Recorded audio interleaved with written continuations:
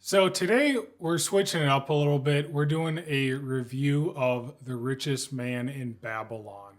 So this book talks about the richest man in Babylon from thousands of years ago. It's about different lessons that he had given to other people about how they could become the richest man in Babylon. So I just want to read a few lines, provide some comments about it, mainly just summarize the book and give you something to think about. Something out of the foreword here. Our prosperity as a nation depends upon the personal financial prosperity of each of us as individuals. This book deals with the personal successes of each of us as individuals. Success means accomplishments as a result of our own efforts and abilities. Proper preparation is the key to our success. Our acts can be no wiser than our thoughts. Our thinking can be no wiser than our understanding. So if we improve and expand on our understanding, we can expand on our thinking, which can expand on our actions, which can then expand on our success. And I think our individual success can very much relate to our success as individual families, as communities, and as a nation here. The next line I find pretty somewhat comical and interesting is a lean purse is easier to cure than to endure. So there are straightforward paths or roadmaps of how to get rid of a lean purse and have a heavy purse. But it's not easy eternally to endure a lean purse. And I think that's probably not a popular opinion. It's probably offensive to some people, but I also think it's true. The next line is money is plentiful for those who understand the simple laws at which it govern its acquisition. And so this means this is the abundance mindset, not the scarcity mindset. I honestly believe there's enough opportunity out there in the world for all of us. We all can have a career, no matter what AI is coming out with. If they invent power drills, are we laying off all the carpenters and home builders? Of course not. If we invent the new computers or the iPhone from 1995, is that laying off all the software engineers at the time from the late 90s? Of course not. Next, I want to talk through the 7 cures for a lean purse from the book. First is start thy purse to fattening. This means be intentional and fatten your purse on purpose. And the book specifically talks about saving 10% of your income, which is an excellent starting point. I've pondered myself how much to save. Is $100 a month to save enough? 250, 500, 1,000? How much do you actually need to save? And the percentage is really the right answer. If you save $1,000 a month and you make $800,000 a year, you'll never retire, ever. But if you save $1,000 a month and you make $100,000 a year or $50,000 a year, it's going to add up a lot relative to your spending. Second topic the book talks about is control thy expenditures. And this means develop a budget. We all have slightly varying incomes and we definitely have varying wants and needs. And so be wary of overcommitting yourself financially to bills such as a big mortgage, such as a big car expense. That's just as applicable thousands of years ago as it is today, as it will be in 2,000 years in the future. Next is make thy gold multiply. So invest wisely. If you think of wealth or money as a source of water, hydrating yourself, you can have a big lake or you can have a river.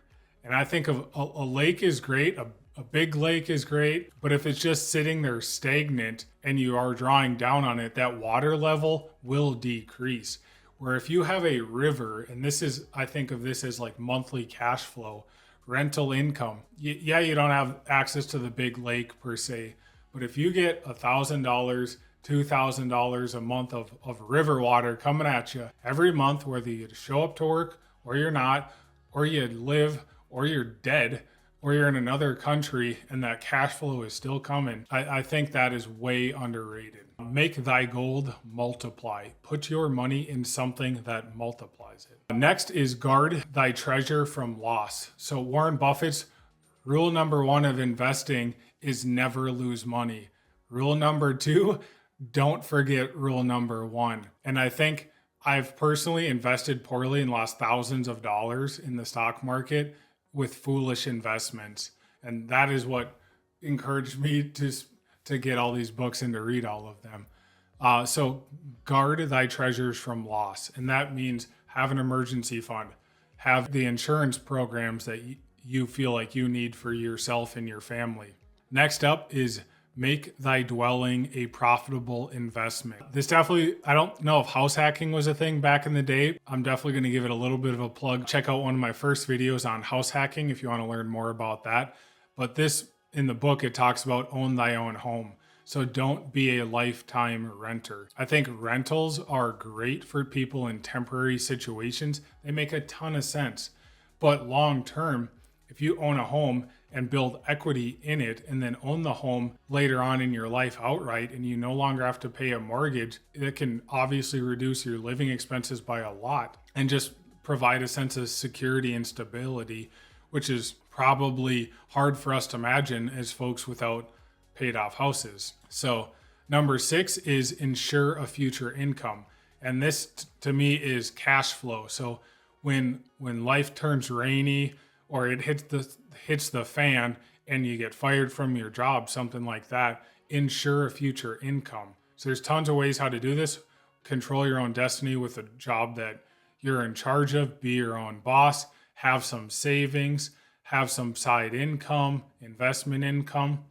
It's a need to have for sure. And then last one, number 7, cures for a lean purse, is increase thy ability to earn. And so that's your life is a ladder. It is not a floor. So raise your income over time.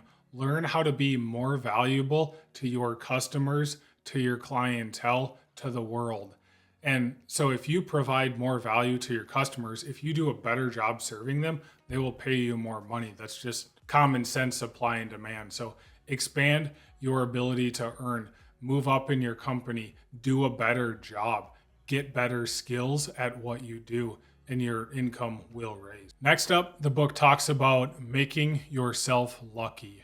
And so a couple lines that I find relatable is fortune favors the bold. You have to ask if you want to receive.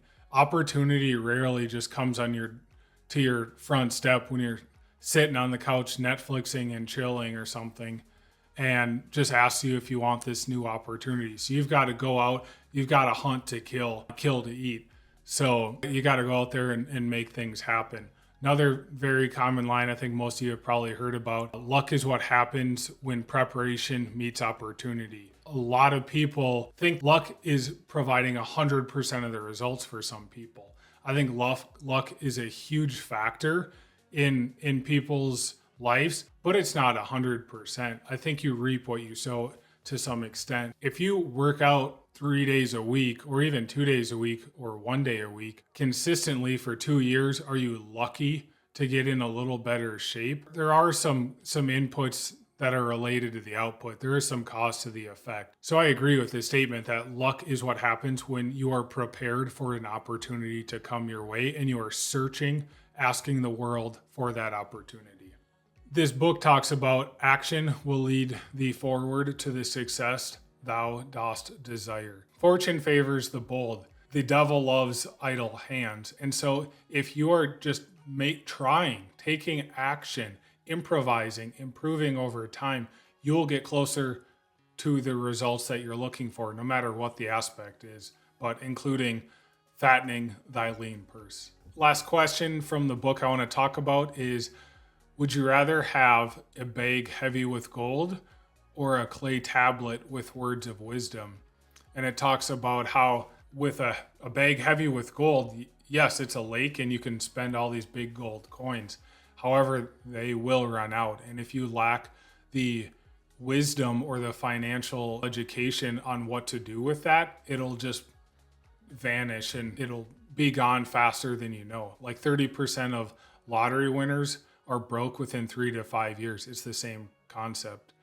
Whereas a clay tablet, which is breakable, with words of wisdom that apply to you in your life, that is worth far more than a heavy bag of gold.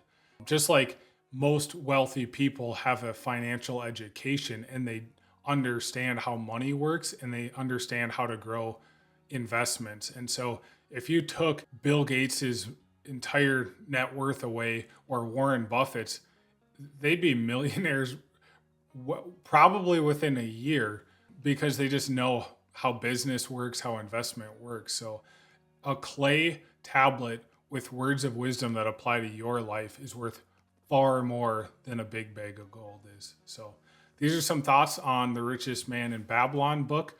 Hopefully you can check it out. It's probably at your local library, and it's got some good words of wisdom from 1,000 years ago. So thanks for listening to my book review. Let me know if you found that interesting. I will continue to do book reviews of some of the top personal finance and investing books that I find interesting. So thanks. Let me know if you found it helpful.